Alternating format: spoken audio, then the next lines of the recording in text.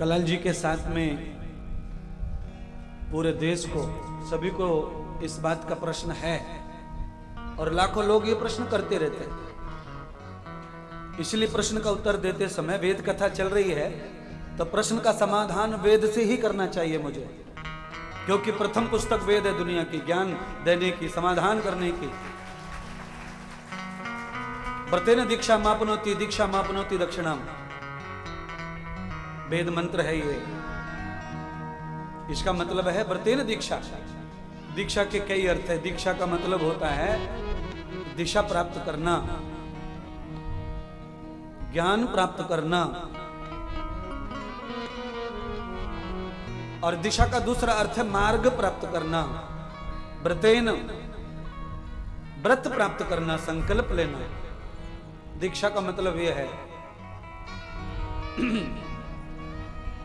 जिसकी दीक्षा हो गई उसमें तनक भी शिक्षा का अभाव नहीं रहना चाहिए। इसका मतलब यह है तुलसी की माला, रुद्राक्ष की माला गले में डलवा ली, कान में कुर्र करवा लिया, ये दीक्षा भिक्षा कुछ नहीं है। ये खाली दीक्षा का एक फार्मूला है। मैं भी कान में मंत्र बोलता हूं, माला पहनाता हूं, पर मैं खुल्लम खुल्ला बोलता हूं कि यह दीक्षा है ही नहीं, ये फॉर्मूला है, एडमिशन है, एडमिशन। हर स्कूल में एडमिशन के नियम अलग अलग होते हैं, तो इंद्रदेव महाराज के एडमिशन का नियम है ये। कान में कुर कर दिया, माला पहना दी, पर कान में कुछ बोलना है, माला भी पहनानी है। उससे पहले मैं 8 नियम बोलता हूं, 8 नियम। पहला नियम, जन्म ना जायते शूद्रः संस्कारम दुजोच्यते। एक जन्म माता पिता के मूत्र से होता है और दूसरा जन्म गुरु के मंत्र से होता है। जब तक दूसरा जन्म तुम्हारा नहीं होगा तब तक तुम्हारा उद्धार होने वाला नहीं है। पशु तुल्य माने जाएंगे, पशु हैं।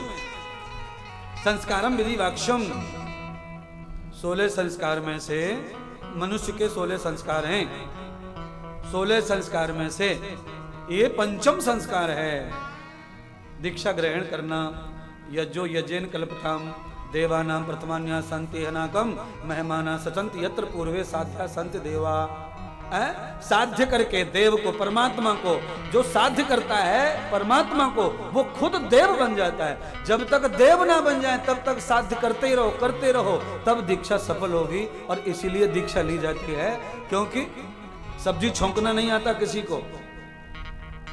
सब्जी छौंकने का ज्ञान ग्रहण करना पड़ता है, उसको ही दीक्षा कहते हैं। कपड़ा फाड़ना आता है, कपड़ा काटना नहीं आता किसी को।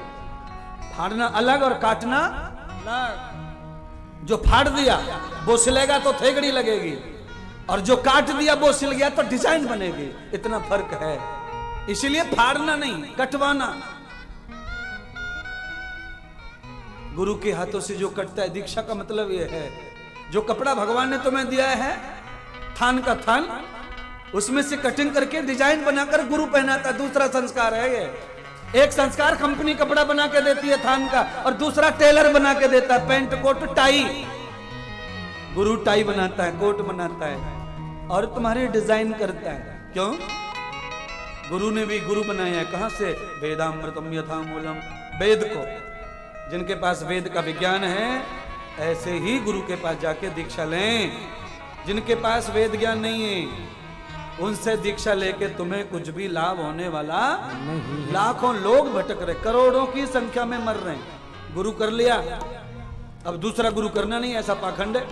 बता के गए गुरु जी कि दूसरा नहीं करना पाप लगता है। दूसरी शादी कर ले तो पाप नहीं, दूसरी की बीवी को आंख मार ले पाप नहीं, दूसरी की जेब काटने में पाप नहीं, दूसरे के घर में सो जाए पाप नहीं, दूसरे की गाड़ी उधार मांग ले पाप नहीं, और गुरु दूसरा कर लिया तो पाप लगता है। इसीलिए हिंदू बर्बाद हो रहा है, इसलिए नुकसान हो रहा है तुमको। बोलो, इसीलिए लंबा हो गया, विषय छोटा कर देते उसको। व्रतेन दीक्षा मापनोति दीक्षा मापनोति दक्षिणाम। दक्षिणाम ना नारायण कृष्ण दक्षिणा। कृष्ण के पीछे ना, नारायण के पीछे ना, और दक्षिणा के पीछे ना। अणाणा कृष्णा दक्षिणा। दक्ष, दक्ष माने कुशल होना। गुरु के ज्ञान से जो शिष्य कुशल हो जाता है वही दीक्षा है, और जो शिष्य गुरु का दीक्षा लेकर कुशल नहीं हुआ वो दीक्षा है ही नहीं। ऐसी दीक्षा को कोई जगह नहीं हमारे यहाँ, और आप भी मत मानो ऐसी को। दक्षिणाम, रुपया चढ़ा दिया, सोना चढ़ा दिया, ये दक्षिणा नहीं है, ये कुदक्षिणा है। इससे न तुम्हारी स्फूर्ति होगी न मेरी, आज तक हुई नहीं मेरी, तो इसलिए मैं तो किसी से मांगता ही नहीं, क्योंकि पूर्ति होगी नहीं तो मांग के फायदा क्या।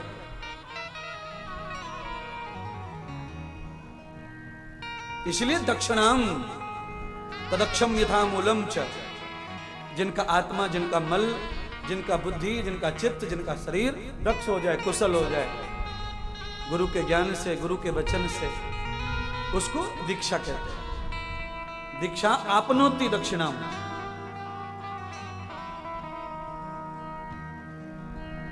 आप्तम भवो देवः, आप्तम भवो दीपः।